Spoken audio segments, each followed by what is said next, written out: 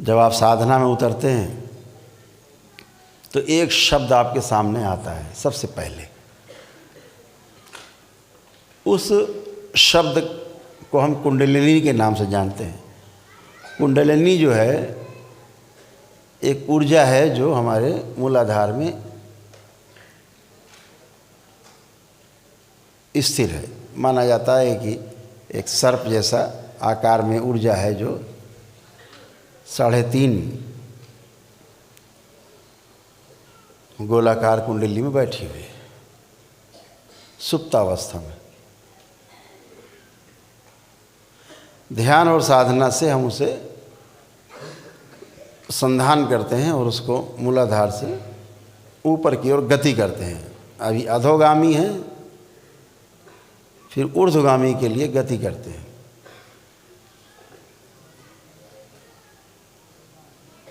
सात चक्र बताए गए इस पूरे रास्ते में, मूलाधार से लेकर के सहस्रार तक। पहला मूलाधार, दूसरा स्वादिष्ठान, तीसरा मणिपूरक, चौथा अनाहत, पांचवा विशुद्धि, छठा आज्ञा चक्र और सातवां सहस्रार। ऐसे 7 चक्र बताए गए।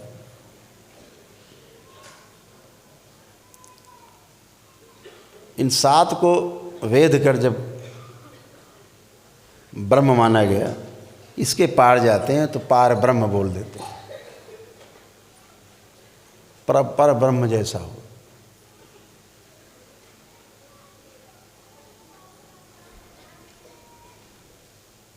धीरे धीरे आप जब इसमें आगे बढ़ेंगे तो आपको चीज़ें मालूम होंगी, समझ में आएंगी और धीरे धीरे चीज़ों को आप पकड़ना शुरू करेंगे, आगे समझना शुरू करेंगे, फिर करना शुरू करेंगे, फिर ना करने तक जाएंगे। प्रयास से अप्रयास की यात्रा कुंडलिनी की यात्रा है, जो प्रयास से शुरू होती है और विश्राम पे उसका अंत होता है।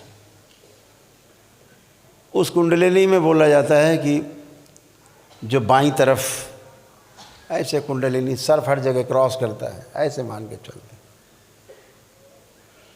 2 ऊर्जाएं हैं जो बाएं और दाएं और एक बीच में है। जो बाएं हैं उसको बोल देते हैं ईड़ा,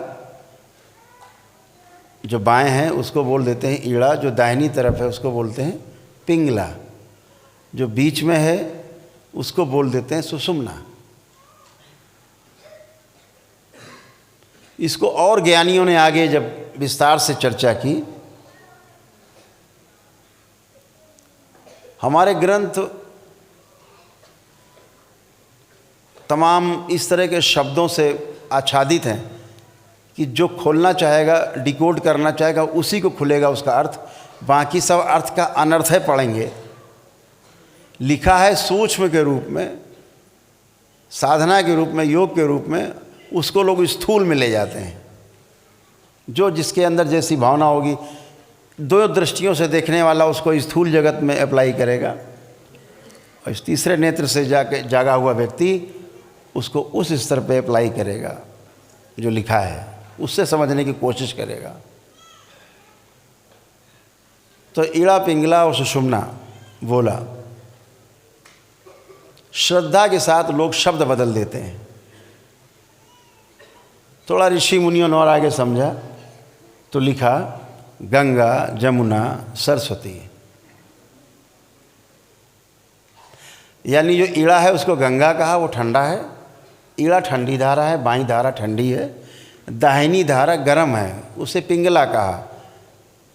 तो ऋषि मुनियों ने क्या कहा, ईड़ा को गंगा कहा, ठंडक है, जमुना गर्म नाड़ी है तो उसे पिंगला कहा, और सरस्वती ज्ञान की देवी है तो जो हमारी सुषुम्ना है वो ज्ञान की नाड़ी है, जिस पर हम आगे चलेंगे, आप चलेंगे, यात्रा करेंगे।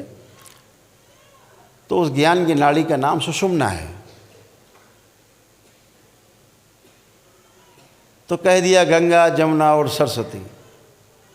ज्ञान दिखता नहीं, ज्ञान अनुभव किया जा सकता है, ज्ञान को आप देख नहीं सकते।